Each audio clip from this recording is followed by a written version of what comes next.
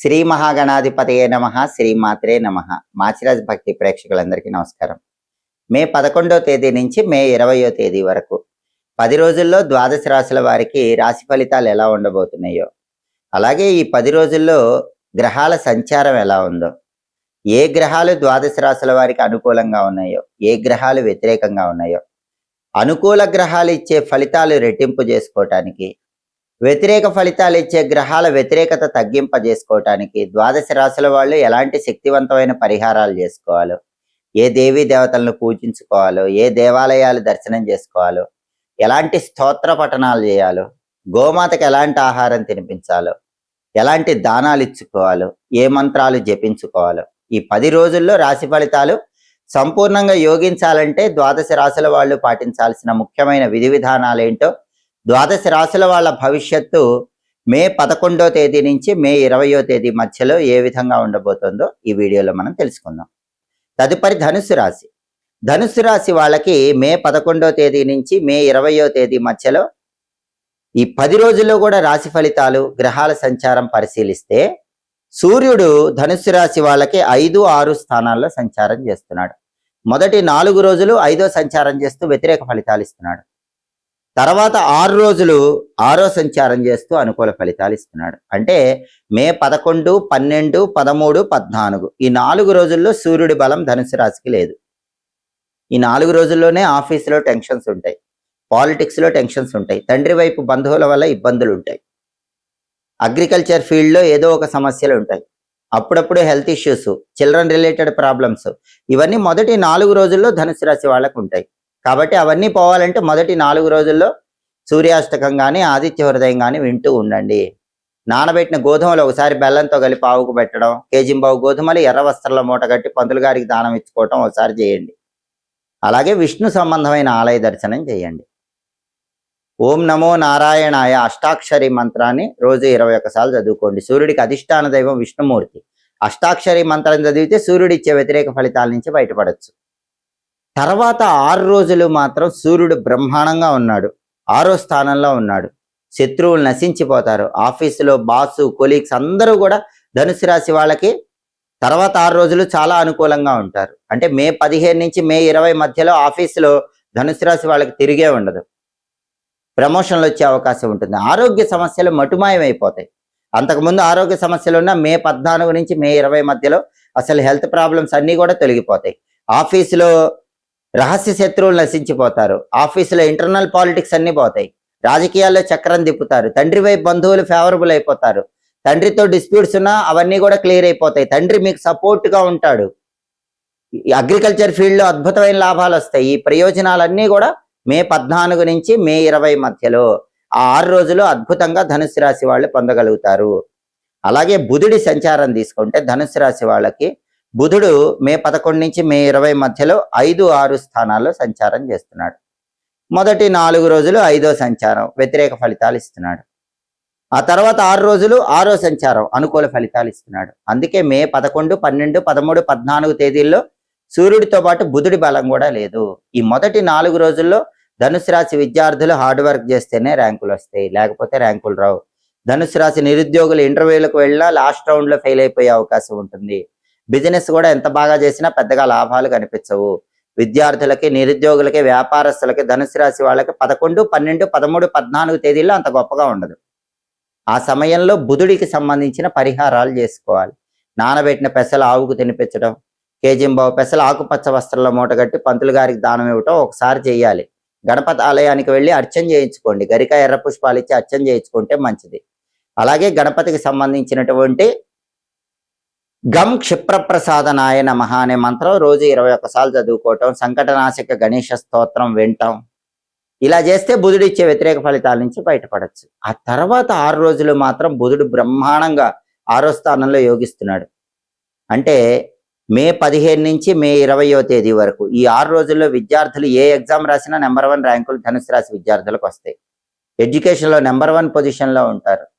నిరుద్యోగులైతే interview attend చేస్తేనే చాలు, top ప్యాకేజీతో, మంచి హై ప్యాకేజ్తో, మంచి క్వాలిఫికేషన్ ఉన్న జాబ్ వస్తుంది. వ్యాపారస్తులకైతే ఊహించిన దానికంటే విపరీతమైన లాభాలు వస్తాయి. విద్యార్థులకి, నిరుద్యోగులకి, వ్యాపారస్తులకి, ధనుసు రాశి వాళ్ళకి మే 15 నుంచి మే 20 వరకు 6 రోజుల్లో చాలా అద్భుతంగా ఉంటుంది. బుధుడు 6వ స్థానంలో ఫేవరబుల్గా ఉంటాడు.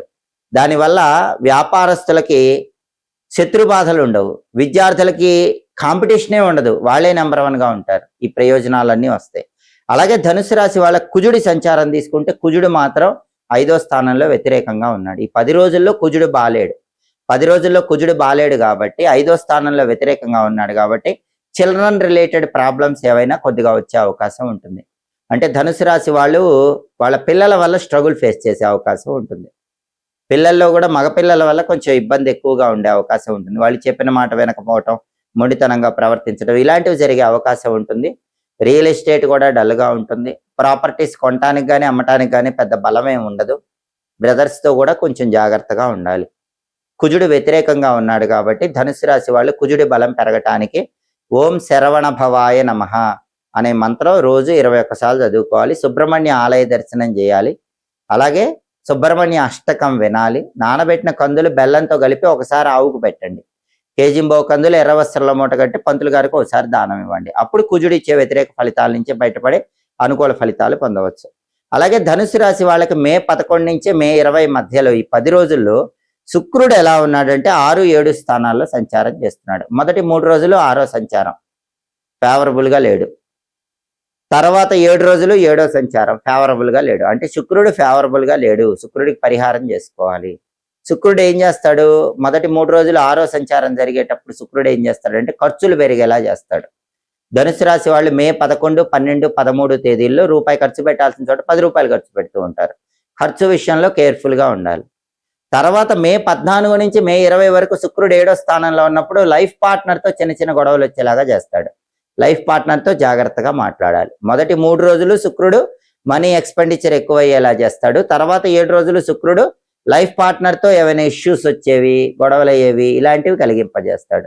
శుక్రుడిచ్చే ఈ వ్యతిరేక ఫలితాలు పోవాలంటే లలితా సహస్రనామ స్తోత్రం చాంటింగ్ వినటం కానీ, రాజరాజేశ్వరి అష్టకం వినటం కానీ ధనుసు రాశి వాళ్ళు చేయాలి.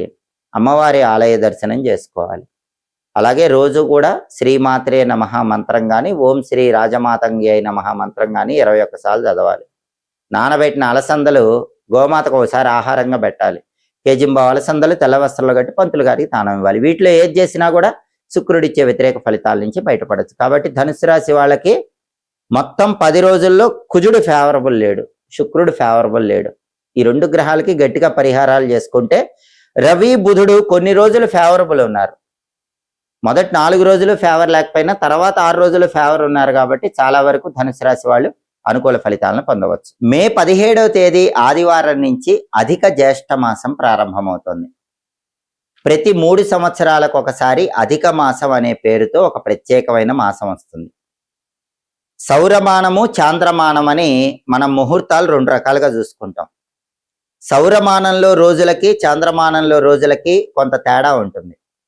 సౌరమానం ప్రకారం చూసుకునే రోజులు, చాంద్రమానం ప్రకారం చూసుకునే రోజుల మధ్యలో ఉన్న తేడా సరిచేయటానికి వచ్చిన మాసాన్ని అధిక మాసం అంటారు. అధిక మాసాన్ని పురుషోత్తమ మాసం అనే పేరుతో పిలుస్తారు. ఇది విష్ణుమూర్తికి చాలా ఇష్టమైన మాసం. అధికస్య అధికం ఫలం అంటుంది శాస్త్రం. అంటే మామూలు మాసాల్లో చేసే పూజల కన్నా, దానాల కన్నా, స్తోత్ర పారాయణల కన్నా అధిక మాసంలో చేసే పూజలు, దానాలు, స్తోత్ర పారాయణలు ఎక్కువ ఫలితాలను ఇస్తాయి. దీన్ని పురుషోత్తమ మాసం అని ఎందుకన్నారంటే పురుషోత్తముడు అని పిలువబడే విష్ణుమూర్తికి ఇష్టమైన మాసం. ఈ మాసంలో భాగవతం వింటే మంచిది, చదివితే మంచిది. భాగవత సప్తాహాలు జరుగుతూ ఉంటే ఎక్కడైనా అక్కడికి వెళ్ళి భాగవత సప్తాహాలు వింటే మంచిది. ఇవన్నీ చేయలేకపోయినా ఓం పురుషోత్తమాయ నమః ప్రతిరోజు ఇంట్లో దీపం పెట్టి అధిక మాసంలో ఈ ఒక్క పురుషోత్తమ నామం చదువుకున్నా కూడా అద్భుత ఫలితాలు కలుగుతాయి. అధిక మాసం అంటే దానాలకు ఎక్కువ ప్రాధాన్యత ఉన్న మాసం. అధిక మాసంలో ఎవరైనా సరే గుమ్మడికాయ దానం ఇస్తే 14 సంవత్సరాల పాటు ఐశ్వర్య ప్రాప్తి కలుగుతుంది. కాబట్టి ఆర్థిక ఇబ్బందులు ఎక్కువగా ఉన్న వాళ్ళు ఎవరైనా సరే మే 17వ తేదీ ఆదివారం నుంచి ప్రారంభమయ్యే అధిక మాసంలో గుమ్మడికాయ బ్రాహ్మణుడికి దానం ఇవ్వండి, ఐశ్వర్య ప్రాప్తి కలుగుతుంది. అలాగే పిల్లలు జీవితంలో వృద్ధిలోకి రావాలంటే అధిక మాసంలో గుమ్మడికాయ, పనస పండు ఈ రెండింటిని కలిపి పంతులు గారికి కానీ ముత్తైదువకు కానీ దానం ఇవ్వాలి. అలాగే అధిక మాసంలో స్వయం పాకం దానం ఇస్తే కుటుంబ కలహాలన్నీ తొలగిపోతాయి. అలాగే అధిక మాసంలో ఇవ్వవలసిన ఇంకొక గొప్ప దానం అరిసెల దానం. అధిక మాసంలో 33 అరిసెలు దానం ఇమ్మని శాస్త్రాల్లో చెప్పారు. అమ్మవారికి ద్వాత్రింశత్ శక్తులని 32 ఉంటాయి. ఆ 32 శక్తులు దాటి అమ్మవారి అనుగ్రహం సంపూర్ణంగా పొందటానికి అధిక మాసంలో 33 అరిసెల దానం విశేషంగా సహకరిస్తుంది. 33 అరిసెలు పంతులు గారికి కానీ ముత్తైదువకు కానీ అధిక మాసంలో దానం ఇస్తే సంవత్సరం పాటు అమ్మవారి సంపూర్ణమైన అనుగ్రహం కలుగుతుంది. అలాగే అధిక మాసంలో పాలు కానీ బెల్లం కానీ దానం ఇస్తే జాతక దోషాల తీవ్రత నుంచి సులభంగా బయటపడవచ్చు. నవగ్రహాల అనుకూలత కలుగుతుంది. ఎవరికైనా అధిక మాసంలో పుట్టినరోజు వస్తే శివాలయంలో అభిషేకం చేయించుకొని బెల్లంతో చేసిన పాయసం కానీ బెల్లంతో చేసినటువంటి ఏదైనా పదార్థాలు కానీ శివాలయంలో దానం ఇచ్చినట్లయితే నిండు నూరేళ్ల ఆయుష్ పెరుగుతుంది. అంతటి శక్తి అధిక మాసానికి ఉంది. అలాగే అధిక మాసంలో ఎవరైనా సరే శరీరాన్ని విడిచిపెట్టినట్లయితే వాళ్ళకి అధిక మాసంలో పితృకార్యాలు చేయాలి, నిజమాసంలో కూడా పితృకార్యాలు చేయాలి. కానీ నిజమాసంలో ఎవరైనా శరీరాన్ని విడిచిపెడితే వాళ్ళకి అధిక మాసంలో పితృకార్యం చేయాల్సిన అవసరం లేదు, వాళ్ళకి శ్రాద్ధ కర్మ నిర్వహించాల్సిన అవసరం లేదు. నిజమాసంలో మాత్రమే శ్రాద్ధ కర్మ నిర్వహించాలి. అధిక మాసంలో తప్పనిసరిగా చేయవలసింది అష్టాక్షరి మంత్ర జపం, ద్వాదశాక్షర మంత్ర జపం. ఓం నమో నారాయణాయ, ఓం నమో భగవతే వాసుదేవాయ, ఈ మంత్రాలు ఎంత చదివితే అంత మంచిది. అలాగే ఓం పురుషోత్తమాయ నమః అనే నామాన్ని ఎక్కువ సార్లు చదివితే మాత్రం ఇంకా విశేషమైన శుభ ఫలితాలను సిద్ధింపజేసుకోవచ్చు. అయితే అధిక మాసంలో శుభకార్యాలు చేయకూడదు. వివాహాలు, గృహప్రవేశాలు ఇటువంటివేవి కూడా అధిక మాసంలో చేయకూడదు. శుభ కార్యక్రమాలు నిర్వహించరాదు. పూజలు, స్తోత్ర పారాయణలు, గ్రహదోష నివారణ జపాలు ఇటువంటివే అధిక మాసంలో చేసుకోవాలి. అలాగే అధిక మాసంలో మీరేం చేసినా సరే మామూలు మాసాల కంటే కూడా ఆ పూజలు కానీ జపాలు కానీ కొన్ని వేల రెట్లు విశేషమైన శుభ ఫలితాలను కలిగింపజేస్తుంది. ప్రతి 3 సంవత్సరాలకు ఒకసారి అధిక మాసం వస్తుంది. ఈసారి అధిక జ్యేష్ఠ మాసం వచ్చింది కాబట్టి ఈ మాసాన్ని సద్వినియోగం చేసుకొని శ్రీ మహావిష్ణువు సంపూర్ణమైన అనుగ్రహానికి పాత్రులై సమస్త శుభ ఫలితాలను సిద్ధింపజేసుకోండి. ఎప్పటికప్పుడు దినఫలాలు, 10 రోజుల ఫలితాలు, మాస ఫలాలు, సంవత్సర ఫలితాలు ఇవన్నీ తెలుసుకోవాలంటే మాచిరాజు భక్తి ఛానల్ తప్పకుండా చూడండి. మా వీడియోస్ మీకు నచ్చినట్లయితే మా ఛానల్ లైక్ చేయండి, కామెంట్ చేయండి. మా ఛానల్ వీడియోస్ 10 మంది మిత్రులకు షేర్ చేయండి. మా ఛానల్ సబ్స్క్రైబ్ చేసుకోండి. పక్కన ఉన్న బెల్ సింబల్ ఒకటి మాత్రం మర్చిపోకండి.